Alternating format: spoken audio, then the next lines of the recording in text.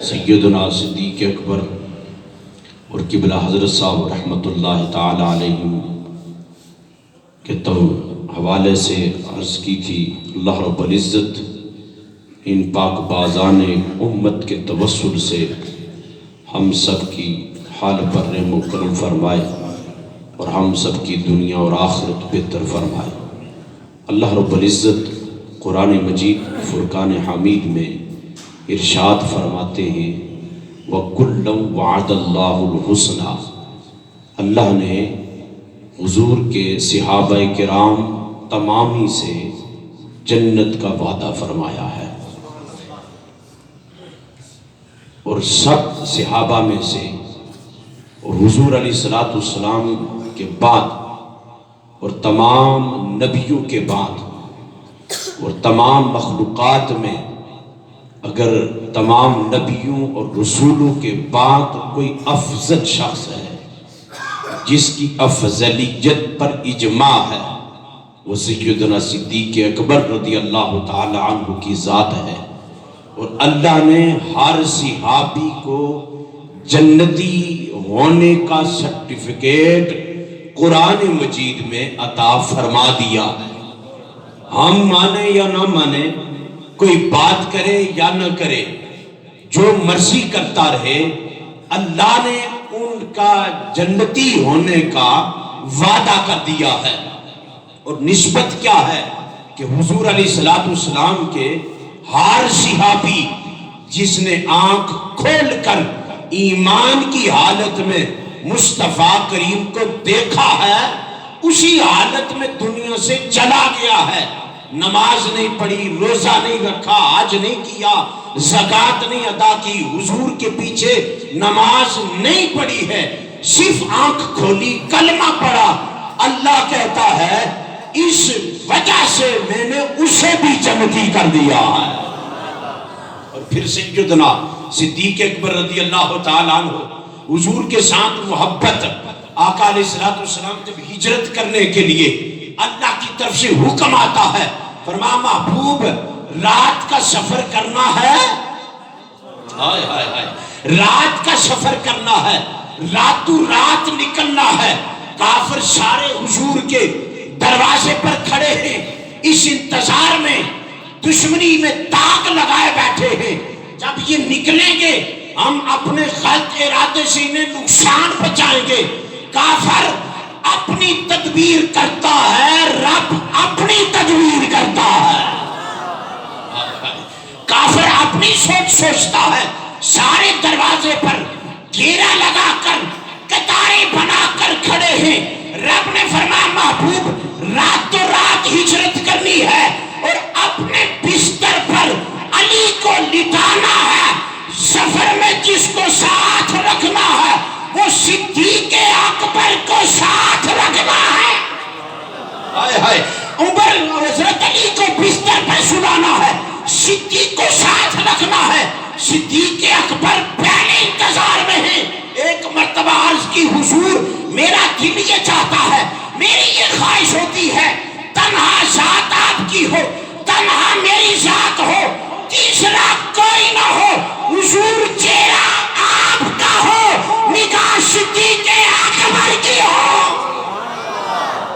اور تھوڑے آتے بولو حضور ایک خواہش ہے دل کی، اب اس خواہش کی تکمیل ہونے والی ہے۔ حضور نکلے نا، قرآن کی سورہ یاسین کی تلاوت کرتے ہوئے نکلتے ہیں، اور اللہ نے فرمایا محبوب ہاتھ میں چھوٹے چھوٹے پتھر اٹھا کر سورہ یاسین پڑھ کر دم کر کے پھینکنا آپ کا کام ہے، کافروں کو اندھا کرنا میرا کام ہے۔ حضور نکل بھی گئے، کافر سارے انتظار میں کھڑے ہیں۔ حضور سیدنا صدیق اکبر کے دروازے پر پہنچے نا تو دستک دی۔ وہ منظر میں آپ کو کیسے پیش کر کے بتاؤں، کیا منظر ہوگا جب بتایا بھی نہیں ہے، خبر بھی نہیں دی ہے۔ حضور نے دستک دی، صدیق اکبر نے دروازہ کھولا، سامنے آمنہ کا لال تھا، قدموں میں گر کر رونا شروع کر دیا۔ حضور بتایا نہیں ہے، آپ کو کوئی نقصان پہنچا دیتا تو ہم کس لیے تھے؟ آقا آپ نے بتایا نہیں. سرکار نے فرمایا صدیق میں اپنی مرضی نہیں کرتا، آج رب نے کہا ہے اس لیے آیا ہوں. حضور عرض کرتے صدیق پاک سرکار رات کی اس تاریکی رات میں، اندھیری رات میں اس وقت آپ کو آنا ہوا، وجہ کیا ہے؟ فرمایا صدیق گل پوری ہو گئی ہے. آئے ہے صدیق گل پوری ہو گئی ہے. وہ سونیا کہلی دعا آنا سے کلا ہوا، آئے ہے کلا ہوا چیرہ تسن ہوئے، آنکھ ماری ہوئے، گود ماری ہوئے، سیر تسانا ہوئے. فرمایا صدیق کا ساتھ چلنا ہے. حضور ٹھیک ہے. سیدنا صدیق اکبر ساتھ ہوئے. جن لوگوں نے اپنی آنکھوں سے مکہ دیکھا ہے، جن لوگوں نے غار سور دیکھی ہے، وہ منظر تھوڑا سا سامنے رکھنا، توجہ کرنا. جب جاتے ہیں، چلتے جاتے ہیں، کافر پیچھے دو لگاتے ہیں، دو جا رہے ہیں، دو جا رہے ہیں. جب پہاڑی کے قریب پہنچے نا، اب تو رستہ بن گیا ہے. پاکستانیوں نے رستہ بنا دیا ہے، اس لیے اور کسی نے نہیں بنایا، پاکستانیوں نے بنایا. کیوں؟ اس لیے جو عشق رسول پاکستان میں ہے وہ کہیں اور نہیں ہے. اور جب بھی حضور کی عزت پر اگر کسی نے دفاع کیا ہے تو پاکستان سے اٹھا ہے. یہ میرا اور آپ کا مقدر ہے، توجہ کرنا. وہ تو راستہ بن گیا ہے. اور پھر بھی لوگ بڑی مشکل سے جاتے ہیں، ہاتھوں میں پانی رکھ کر بوتل لے کر جاتے ہیں، تھک جاتے ہیں، آرام کرتے ہیں. ذرا تھوڑا سا منظر آنکھوں میں رکھنا، توجہ کرنا. جب پہاڑی آئی نا، راستہ مشکل تھا. صدیق اکبر عرض کرتے ہیں محبوب آپ ایسا کرو، آپ میرے کندھوں پر سوار ہو جائیں. آئے ہائے. حضور ارشاد فرماتے ہیں صدیق نبوت کا بوجھ، آئے ہائے. ویسے تو بوجھ ویسے بھی بندے کا ہوتا ہے. حضور نے فرمایا صدیق نبوت کا بوجھ ہے، اٹھا لے گا. عرض کرتے کمری والے مرضی آپ کی ہوئی تو اٹھا لوں گا. صدیق نے حضور کو کندھوں پر اٹھایا. وہ پہاڑی کتنی مشکل ہے، لے کر جب جاتے ہیں کافر دو میں آتے ہیں، کہتے دو ہیں. جب وہاں پہنچے نا کہتے نہیں ایک ہے. آئے کھوج لگا کے جا رہا، نہیں ایک ہے. جب غار پر پہنچے نا صدیق اکبر عرض کرتے ہیں محبوب کریم کی بارگاہ میں حضور آپ باہر رہے، میں اندر جاتا ہوں. پہلے اسے صاف کروں گا، پہلے اسے دیکھوں گا، پہلے اس کے سوراخ بند کروں گا، اور وہ سوراخ بند کروں گا جس سے کوئی دشمن داخل ہوگا. اور میرے شاہ کامل کی بارگاہ میں جب مفتی منیب الرحمان آئے دیکھنے کے لیے، 3 دن انتظار کرتے رہے، کوئی شریعت کے خلاف بات ملے. لیکن میرے شاہ کامل کے بارگاہ میں 3 دن رہنے کے بعد مفتی منیب الرحمان جب ہر کسی دربار پر قلم اٹھاتا ہے، یہاں چپ ہو گئے. جہاں قلم اٹھانے کی طاقت نہ رہی. لیکن میں بتانا یہ چاہتا ہوں وہ صدیق اکبر تھے. یہ صدیق اکبر کے خاندان کا ایک غلام ہے. جب تیسرے دن جانے لگے نا تو آپ نے اندر رک کر لکھ کر بھیجا، فرما آیا اور نیت سے تھا، دکھائی کچھ اور دیا ہے. اب عرض کرتے ہیں اس باپے نے جو کلہار کا شہنشاہ ہے. میرے حضرت کے ساتھ ایک بندہ تھا نا، کسی مسجد میں نماز پڑھنے کے لیے نماز ظہر ادا کی نا تو نماز کا ٹائم ہو گیا نا تو نماز پڑھنے لگے. توجہ کر سو سنگیو، نماز پڑھ لگے نا تو جڑا نال سنگی سی نا اس کی آخنے نا اس مسجد نے متعلق مشہور ہے کوئی ایک نماز اتھا کتب ضرور پڑھنا ہے. نہیں سمجھے نہیں ہو، اس مسیطی وچ ایک نماز کوئی نہ کوئی وقت نہ کتب ادا کرنا ہے. اصل نماز اتھا پڑھساں تو پھر کیا جلساں. ہائے ہائے جڑا نال سنگی سی نا اور نماز پڑھنے دلہ وچ خیال کرنا ہے آج تے ہمارے حضرت ہی کتب آنا. ہائے ہائے دلہ وچ خیال کیتا. حضرت نماز تو بعد انجل سلام پھیری نا اس نے مسکرائے نا تو اس کی پتہ چلی مسکرائے کی اصل کیا کیا سے تاکہ پتہ چلیا. اور اس لیے پیر کرم شاہ صاحب رحمت اللہ تعالیٰ علیہ جب زیارت کرنے کے بعد بیرا شریف میں واپس گئے جا کر اپنے طالب علموں سے کہنے لگی ہے آج میں نے ایک شہباز طریقت کو کلہان کی سرزمین پر زیارت کر کے آیا ہوں. حضرت صدیق اکبر نے سب سوراخ بند کر دیے. ایک سوراخ رہتا ہے, اپنی قمیص پھاڑ پھاڑ کر رکھتے ہیں, سوراخ بند کرتے ہیں. ایک سوراخ رہ گیا نا تو اپنی ایڑی وہاں رکھ دی. حضور عرض کی حضور آپ اندر آ جائیں. حضور اندر داخل ہوئے نا, پیچھے سے وہ کھوجی لگانے والے بھی پہنچ گئے. اللہ نے فرمایا اے مکڑی تیرا کیا کام ہے, جلدی جا جالا لگا. وہ جب اللہ اپنے جار کی حفاظت و تحفظ کروانا چاہتا ہے وہ ڈانگو والوں کو نہیں دیکھا, معذور بندے سے بھی اپنے معبود کا دفاع کرنا سکتا ہے. وہ جو مکڑی نے جالا لگا دیا, ایک دوسرے کہتے جے بندہ جانا اندر جالا ٹوٹی جائے. جالا نہیں ٹوٹیا, اندر کوئی نہیں گیا. صدیق اکبر بشر سن, اندر نور کا پیکر تھا. عرض کرنے لگے حضور آگے نا. اللہ فرمایا جبریل جا اے گلاک شورنا محبوب نو ثانی اسنینی اذ ہما فی الغاری اذ یقول لصاحبہ لا تحزن ان اللہ معنا. فرمایا صدیق سے کہہ دو غم نہ کر, یہاں ایک کملی والا ہے اور ایک خدا تمہارے ساتھ ہے. اور توجہ جی, یہ فقط صدیق اکبر کے لیے نہیں تھا. فرمایا صدیق تیری نسل تک کا جتھے جتھے تسانی نسل جاسی میں قیامت تک کے کلاخ نیا لا تخزنا. انہا کی کسے نہ غام نہیں ہے, کسے نہ خوف نہیں ہے. کیوں؟ فرمائی اس لیے کہ صدیق جو کام تو نے کر دکھایا ہے قیامت تک اس کی مثال کوئی نہیں پیش کر سکتا. یہ صدیق اکبر ہے اور یہ صدیقی خاندان کا چشمہ چراغ ہے. لوگوں نے دیکھا ہے ان کی بھی مثال بھی اس جہان میں کوئی پیش نہیں کر سکا. اور کیوں کہ نہیں کر سکا؟ پیر سید نیک عالم شاہ صاحب رحمت اللہ تعالی علیہ آپ نے کہا تھا تیرے جگ تے شیش نوان والا. اس شیر کی تشریح میں پھر کدھر قسم ہے شیر پڑھنا ہے.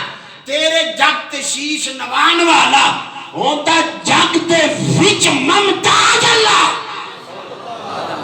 جو رب کی بارگاہ میں ڈیرا لگاتا ہے, جو رب کا ہو جاتا ہے, رب پوری کائنات سے اسے ممتاز کر دیتا ہے. اور پھر توجہ کرنا, صدیق اکبر اندر ہیں. جب مکڑی کا جالا دیکھا نا واپس چلے گئے. صدیق اکبر رج رج کے کملی والدہ چہرہ تکنے ادھر سپ آیا, اس اپنا کام کیتا. ہر کوئی اپنا کام کرنا, کوئی وفا کرنا, کوئی کیا کرنا. سپ آیا نا بڑے عرصے نا انتظار اس کی بڑا سی. اس بھی بڑے بڑے نبیوں کو پوچھیا یارا تسا بھی ہے پر میں بھی پڑھے ہے وہ کدو ایسا ماں تکنا چاہنا ہے کدو ایسا نہیں. حضرت عیسیٰ علیہ السلام آپ فرمائیں انتظار کر وہ اچھنے آلے رہے. ہماری تو انہوں نے ملاقات کو تھا اسی ایک کلے ہو سن ایک کو سن ایک انہوں نے زار اسی تے جناب غار اسی تو چاہیا تھی. سپ آیا دمیاں شاہ فرماتے آسے آسے عمر گزاری